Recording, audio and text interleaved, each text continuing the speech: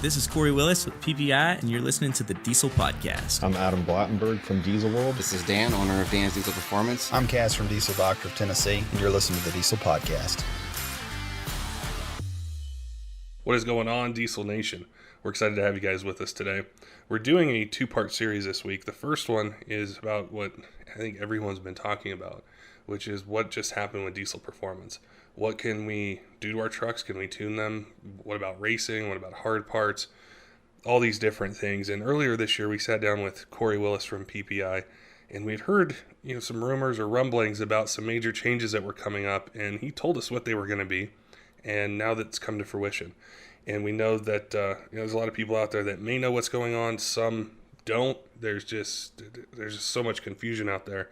So this first part is going to be kind of the foundation for what we're going to be talking about later this week. We're going to sit down with Kory Willis again, and we're going to ask him questions of what just happened. What's the future look like? Is everything hopeless? I mean, what does racing look like? What can we do to our truck? So for this one, it's going to provide the basis, kind of the background for what changes just took place. And we want to encourage you guys, wherever you see this podcast posted, whether it's Facebook, Instagram, YouTube, even on iTunes. If you go on iTunes, leave us a review, a comment. Let us know what you want us to ask Kory Willis on this next episode, no matter what it may be. If it pertains to your truck, diesel performance in general, the diesel performance industry, business, anything like that, let us know. We'll work them into the podcast later this week. All right, let's get to the podcast talking with Kory about major changes that we're going to be coming up with the diesel aftermarket. I posted up a picture on sometime last week of the 2019 3500 Ram. Yeah. I got tuning for that. I'm like, how do you do that? Like, how do you Fairy dust. There's a little bit of fairy dust. Oh, you can't even get one yet. How do you do that? No, we ready. I mean, I got a couple of buddies of mine, some of the Speedway Motors crew, and then one of my buddies at Jordan Berza. He's always got like one of the first Rams, and then everybody knows like Raj, all the SEMA stuff, and they're like, oh, we got trucks. Just bring them to me. Let's party. Yeah, the tuning and stuff all really mapped out all the same. Like I'd like to expect that pretty much all of the tuning companies and editing companies will probably have it pretty quick, because the definitions like of the files all look basically the same as previously. Like the mapping and calibrations within them are different, but the actual like layout of it is still the same. So CM2450, I believe is what it is. Okay. So yeah, running looking at the tune file, it's solenoid injectors and a very high pressure fuel system. So it looks like it's ready to party. Just hearing about that truck and like, man, the transmission stuff is, well, it's not just the transmission, but it's the engine, the turbo and everything. Yeah. But the options that you have, especially that ASIN, which I think is what probably the hardcore enthusiasts. Yeah. You're going to go towards that one. Yeah. But I guess they've done things with the 68 too. And the 68s are doing pretty dang good now. I mean, we had this conversation a few years back and say, junk. But with good tuning and stuff and good products they got out now, a lot of people got just the valve body and converter kits, and they're rocking out pretty good. It did look like in the mapping that they're gonna only offer that 1,000 torque option though in the ASIN. Mm-hmm. That's what it looks like. So, because I open up like some of the 68 files and the G56 or whatever, and it's like, all right, they've got these detuned. So I guess they know that the 68's not the best either. I was just like, man, why can't we just do one transmission? Kind of like, you get a Duramax, you get an Allison, you get a 6R140. But I don't know, it's interesting. Yeah, no, it's going to be interesting. It's going to be really nice whenever I turn that thing up as far as I can on the dyno, it goes, makes power, it blows up. What do you think about the 10-speed Allison?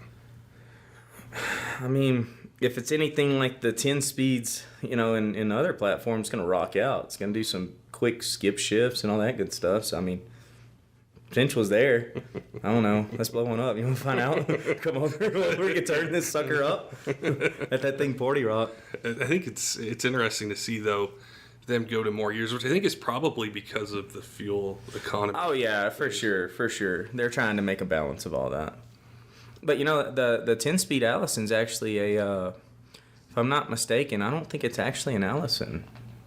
Ding, ding, ding. I could be wrong, but I actually think that it's something that they kind of developed and then are using kind of like Allison branding or something like that. Like something's different, kind of like like they're using the T87 for Allison controllers, but it's actually GM's Oh, you know, okay. AGM's part and everything. I think they're doing something similar to the 10-speed. No, it's live, so I'm sure 1,000 people in there is like, this guy's an idiot. It's just what I heard. They're not out yet. I don't know. Slap me later. We'll find out. Well, that's the development part of it is you get it. You know, you're going to put it through its paces, maybe break it, and then that's when the Definitely transmission break guys it. Yeah. Definitely break it. That's when the transmission guys get their hands on it. Yeah. Here you go, guys. Fix this thing you haven't seen before. I broke it in like 3 days. So what's new at PPEI since we chatted last, which wasn't that long ago, but things move so quick. Yeah, things move fast. I don't know. You know, we got that the new RAM stuff that's going to be coming out. 6.4 stuff. We been getting blown up on that. I've had it for a long time. I freaking tuned 6.4s all the way back to like 2012, 2013 or so. But then whenever we lost our platform to be able to tune it on, then it was like, well, I guess we just hold off on this. So EasyLink actually just reintroduced it back. So I seen a couple of tuners release their tuning like today and stuff like that. But being that I've been out of town and all that, I want to give my techs and stuff a little rundown of everything. We'll probably release it. I'm shooting for hopefully like Chad's gonna be on here and be like, our dealers don't all the way know yet. Stop. But don't worry, we're not releasing it yet. We're gonna send out information, but it's gonna be hopefully I'm shooting for Friday if we can, but if not, for sure next week. We finished up and got OBD Eco Diesel flashing done, so you don't have to send in the ECUs anymore. That was a pretty big one, and that works for Jeep as well. But the only thing with that was, you know, we tested it. It worked on the bench. Everything did well. But in the truck, Mike Free, I don't know if you remember Mike Free. Mike Free's kind of OG, been in the game forever. But I heard the name, yeah. Yeah, he took and he was like, man, I can't get mine to work. Can't get to read this and that. So I'm like trying to do a couple of troubleshooting, and then boom, a read file pops up. And I'm like, how'd you get that? He's like, oh, I left it running and read the file out. And it worked. Yeah, so I like went out to mine, tried it. It worked. So it's kind of a weird part of the process. What actually happens is the ignition shuts off. So you know how they're push button? Yeah. So it's like GM has the same thing, but you can hold it down. It goes into programming mode. Where on the Chrysler, it doesn't. Like it just, you press it and it'll stay live for like 20 minutes or so, and then it dies and your flash shuts off and life sucks. But so yeah, but it writes within like 15 minutes, so the writing's fine. It's just the reading, and I think we got that dialed in. They were going to release it last Wednesday whenever I was leaving, but I guess they're smarter and was like, yeah, we better not do this when Kory's not here. So I took and maybe tomorrow that'll be hitting. We'll see as soon as I get back. But that's two things just off the top of my head. LBZ LMM for Duramax. I got all that done for EasyLink. And that'll be going up on the cloud next week too. Oh, cool. So that's kind of cool, you know, making it an all-in-one platform. So we'll see. Ramping up our emissions compliance stuff even more as well. So trying to play with a little bit of different options on emissions compliance so we can make big power without hurting emissions and output. That's what I wanted to ask you. Yeah. Is what is emissions compliant? What exactly does that mean? So a lot of people have the EPA. But the way that works is that it's like this. So the EPA looks at it and they say, okay, if this vehicle come with a stamp of compliance, then you can't modify it without having, you know, a form of basically self-certification or an EO number, right? So a state that uses CARB, that they have to have EO numbers to be able to sell within that state. So, but a state that's just, you know, basically not under CARB, like Louisiana, for example, you can do federal testing and be fine. You just have to do all the self-tests. There's a set of guidelines you got to go through, and you can do that. The equipment's a little bit pricey, but so that's what we had done, you know, a few years ago in preparation for all this EPA madness. And, but we also went to the University of Houston and re-verified all of our testing we did in-house, which was like right there, less than 1% margin of difference. Wow. So that's part of why we're building the facility right now too at PPEI. We're building a full-blown emissions test facility that is legitimate, equivalent to what the University of Houston has. So we'll be able to do testing and things of that nature. And if all goes as planned, you know, we'll actually be able to even test how to do it all. So there's some processes kind of similar, but they're pricey. They don't really understand, like, if you fail, what needs to happen to actually be able to pass. And for us, we understand emissions pretty well enough now, dealing with it for years on, you know, a test stand, that I know how to make NOx go up. I know how to make it go down. Know how to, you know, move the numbers around to where you get them compliant. So that's some things that we're really working on right now, is dialing in a simple process so the industry can use it for street use, right? So race use is kind of a whole different ball game. Yeah. But street use is definitely something that has to be concentrated on. To specifically answer your question, though, whenever emissions intact versus emissions compliant, it's like two totally different ball games. So emissions intact, tuning can still be way out of range. That was the thing yeah. that grabbed my attention, was you can have a product and you have all the emission systems on it, but it might be producing more than what's allowed by the standard. And totally. And with that said, that's what really sucks right now, is that there's really no clear, simple, and cost-efficient solution for tuners and hard parts companies to be able to get compliant, to where it would satisfy the EPA, right? So that's the big thing right now, is it's like, okay, well, we want to do it, and everybody wants to do it. Like, everybody legitimately wants to do things correct and be compliant, but where's the roadmap? There isn't one. We had to make our own, and then while we're making it, the vehicles are cheating on the dyno, so we have to go back and get a whole different vehicle for it to do the same thing. So it's just a whole ball game, but we're working on making a roadmap for people to legitimately use, and, I think that'll be pretty cool. Because it sucks that whenever someone really puts a lot of effort into having emissions compliant tuning and they don't know if it's still going to pass EPA standards. And that's what's rough. And I mean, it's not like we just did it overnight. It's been like a 3-year ongoing ordeal. But with shops and people getting in trouble left and right, it was a good investment. It was expensive, but it was a good investment. Now we kind of know how to operate that stuff. I think that's been the kind of gathering storm that it's probably been going on for a while. Yeah. It is. Okay, there's some repercussions to doing some of these things, but I want to do it right. How do I do it right? There's no roadmap. Right. And then everybody's scared to talk about it, too, because they don't want to get in trouble. And it's legitimate concerns, Yeah. It's legit.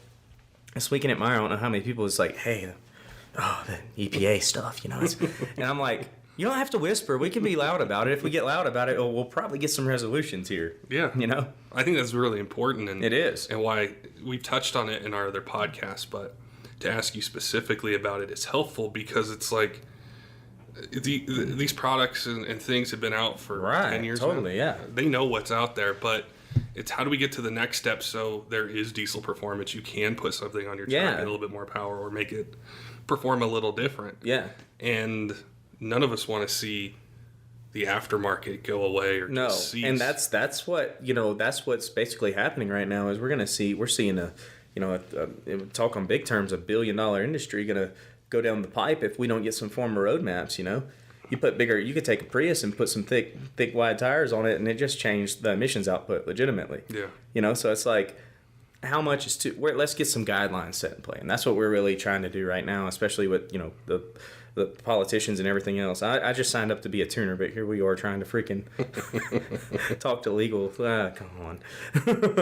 Let's just tune trucks. If you were given a wish to make this all happen, what else could take place in the diesel industry, right, that could help you get it where you want it? Is it other companies? Is it a change of mindset? Is it everything?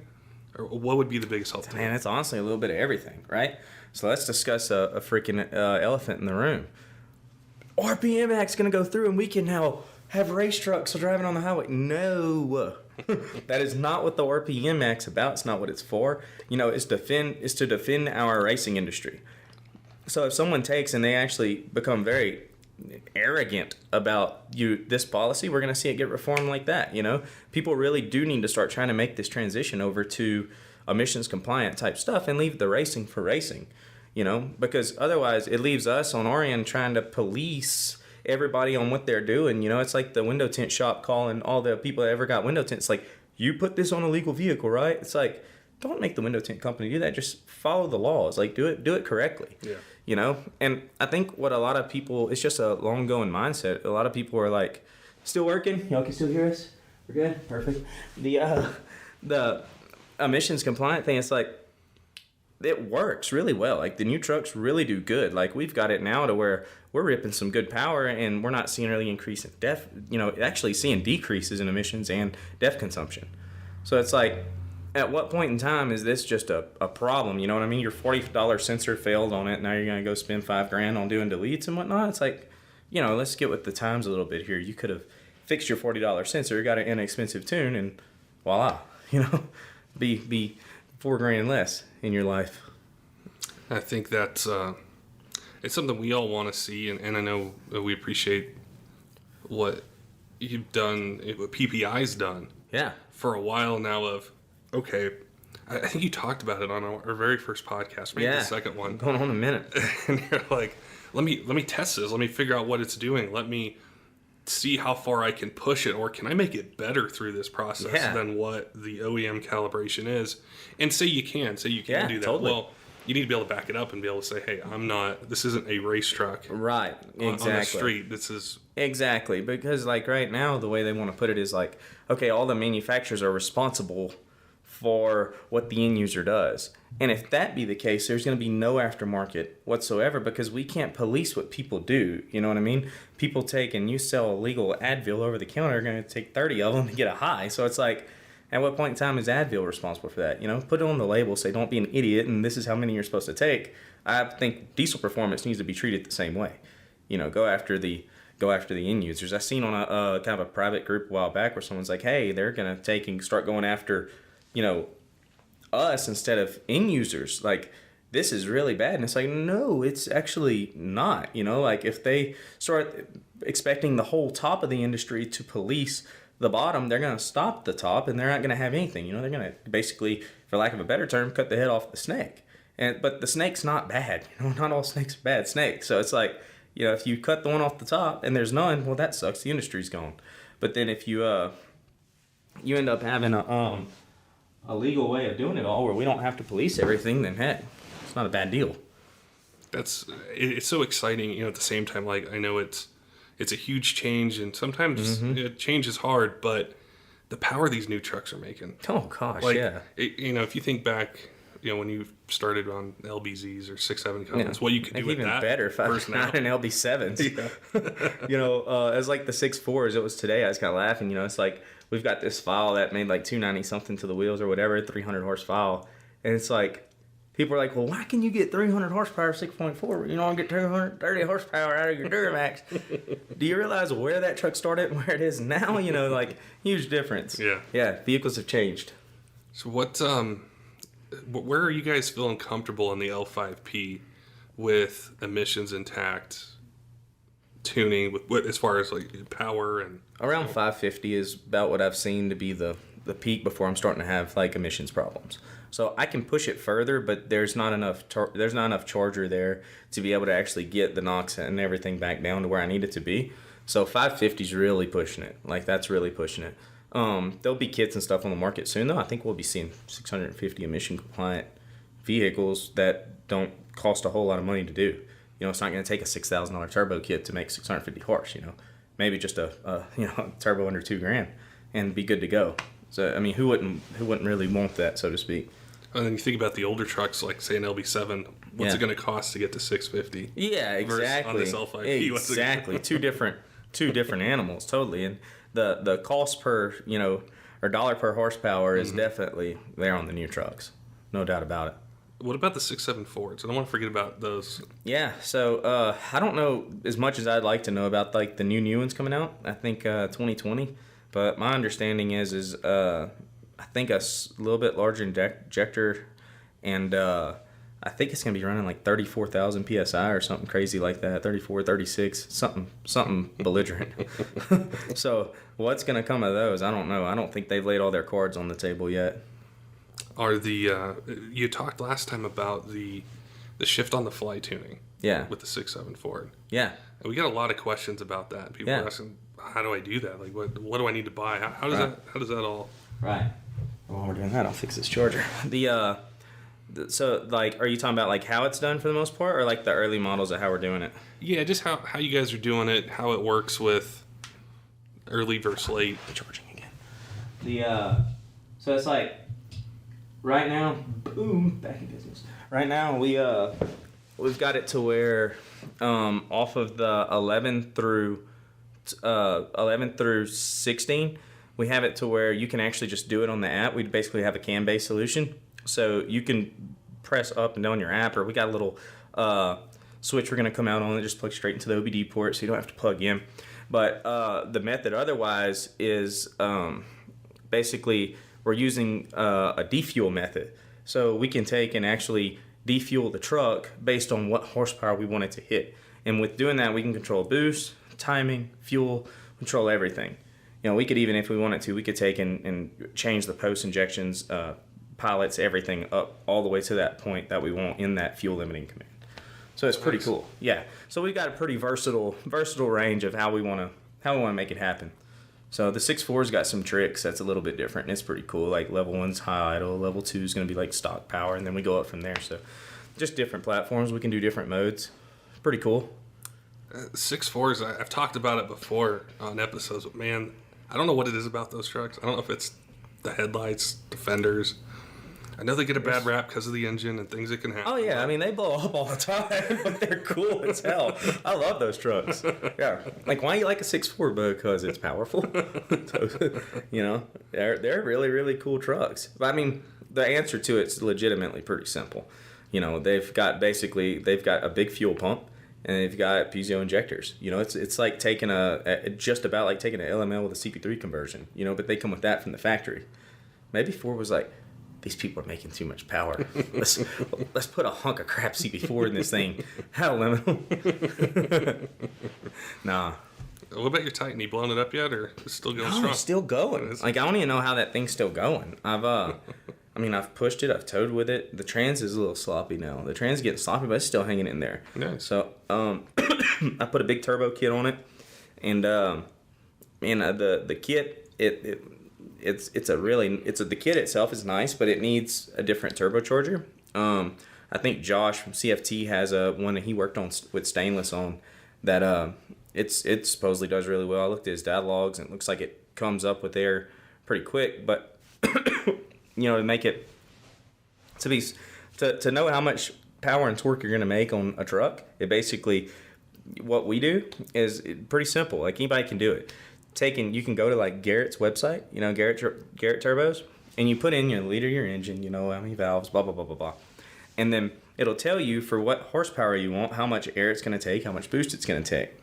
And whenever you look at those numbers, and so say, for example, a Titan, if we're wanting 1650 RPMs, we want to make like 700 foot-pounds of torque, it's roughly going to be 30 pounds a minute of air, right? And it's going to be about 25 pounds of boost or so, just throw numbers, but it's going to be somewhere around there. And that's going to tell us, hey, we're at this RPM, it's going to take this much air, you know, assuming you got the fuel, to make this much power and torque.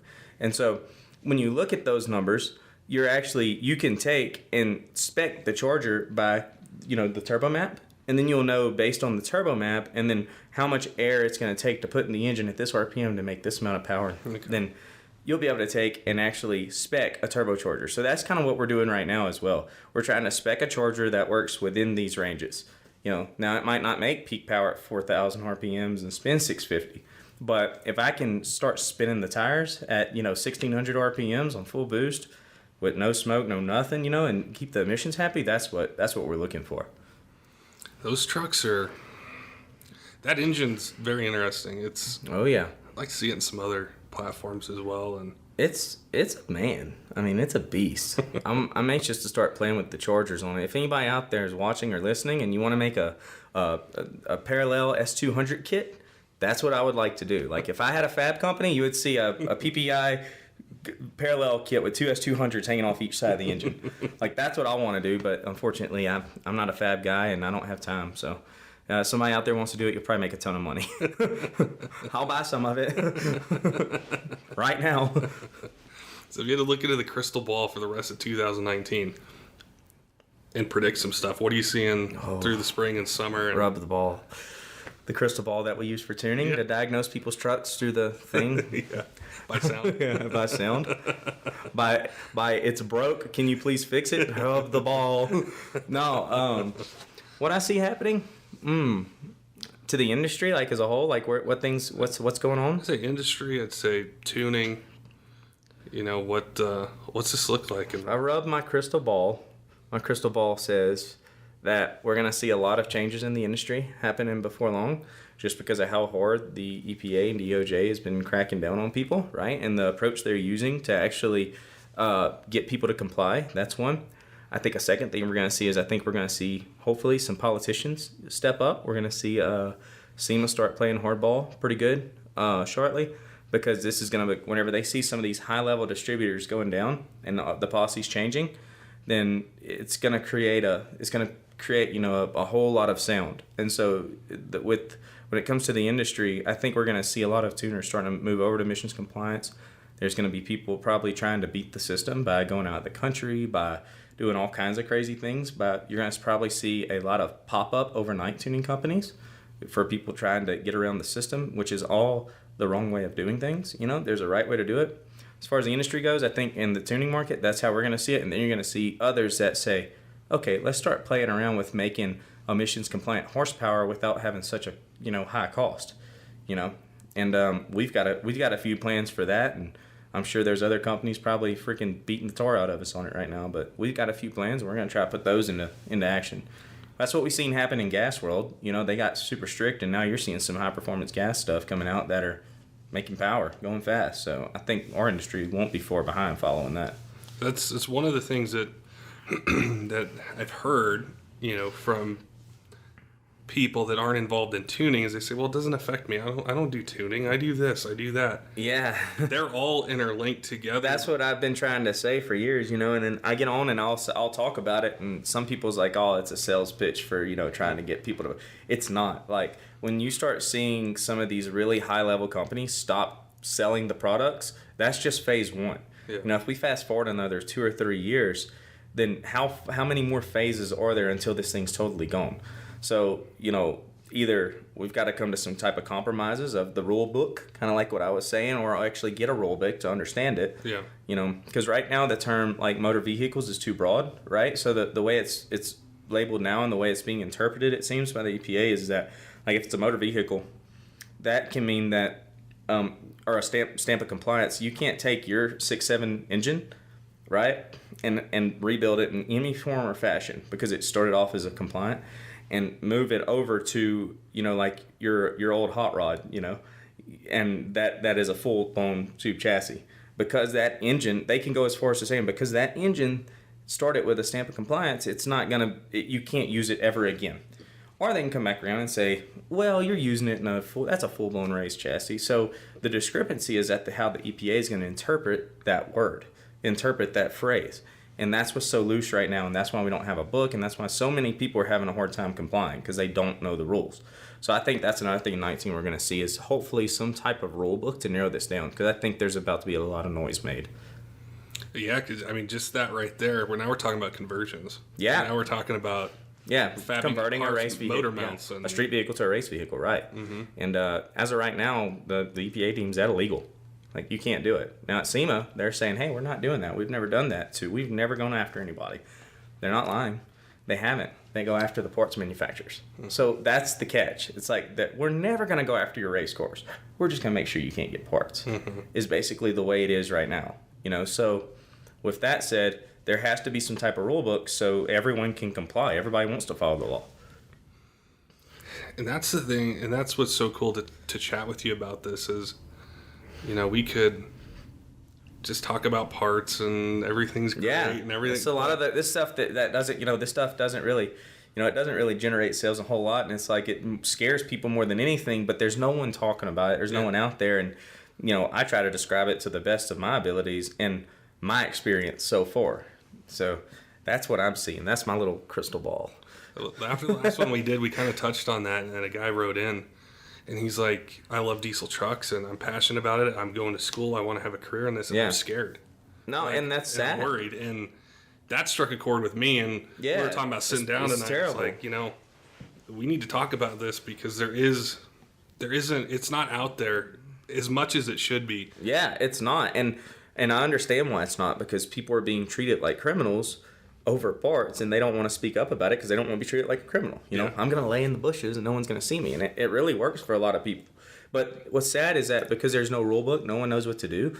There's people that aren't doing one thing wrong, like haven't never even touched a DPF, and they feel the same way. Like this guy here, he hasn't even started in the game, but he's scared to get into it. Like that's not how motorsports is supposed to be, in any form or fashion. But that's what's going on right now. It's unfortunate, and we're just in basically, in my opinion, like stage one. How far will this thing go if we don't make noise? So there's gonna be a lot of changes, and there's gonna be a kind of a sink or swim sort of thing. And, Totally. But coming out on the other end, I mean, if we look at it in a bigger picture, is if you're a truck guy who doesn't want to make 550 horsepower with a truck where you can go, say, to any state and drive it, and you're cool with it. I agree. There's both levels of the world, in my opinion, and they both need to be treated respectfully. And emissions compliance vehicles don't suck anymore. They did. Like, it was terrible. Totally sucked. That's why this whole entire, are you going to tune and delete thing started, because you couldn't hardly do one without the other, back in like friggin' 2008. But things aren't that way anymore. They rip. All of our vehicles at the shop are all emissions compliant, and they all rip. They're running the same calibrations that we send out every day, and I mean, they're awesome. It runs great. I've been seeing PPEI everywhere. Seeing that you guys were at the ATS Gauntlet. You probably got a whole bunch of things you guys are doing, so you're getting out there. Trying to be out there, and we got a bad to the bone fellow on board, Fabian from Toxic. You might know a lot of people know Fabian, but he's going to start trying to do more of the promotional stuff. We're out there at events, and then also do like a docu-type series to show everybody kind of the steps we go through for tuning, and we're going through for the whole industry. And I think that's going to be pretty cool. But yeah, we've been trying to get it out there. As long as we can have a voice, we're going to try to use it. That's what's cool is that I'd stop by at ATS and saw all the companies, and you guys were there and everything, and it's awesome to be able to see the trucks and the people, and then just be able to talk and say, oh, this is what you guys are working on. This is what's coming up. And as a truck enthusiast, that's what's fun. It's fun. That's what I had a blast with in Meyer, was like people are like asking us tons of questions about things coming out and how we do things, and I'm pretty much an open book. Here's how we roll. This is what we got. We're gonna have to sit down after the changes this year, and it's gonna be super interesting. I think just this past week, we've seen a press release from Rudy's stating no more emissions parts after the 31st of this month. We've seen a Premier had just sent out a deal last week. So it's like, it's starting to become a deal, and then Thunder had done the same thing. I mean, that's 3 huge players. So it's like something has to happen pretty quick to find out what is the racing market and what is the street market, and then they have to be treated respectfully in each manner for us to be able to have a motor, this sport in the future. It's pretty important, and it sucks to see these companies taking and basically saying, we're not going to sell any competition racing products. But it's because we have no roadmaps to know really what's what. What is it? You know what I mean? So it's like, at what point in time does if this happened to everybody, who are you going to get your race products from? So it's an issue. It's a legit issue. This isn't about delete products. This is about racing. This is about competition, not some off-road vehicle that goes off-road once. Like legitimate racing vehicles, trying to push vehicles, and like it used to be really fun back in the day, trying to push stock trucks into the 11s. Convert that thing into a race truck, see what it does. That's being threatened right now. It's a problem.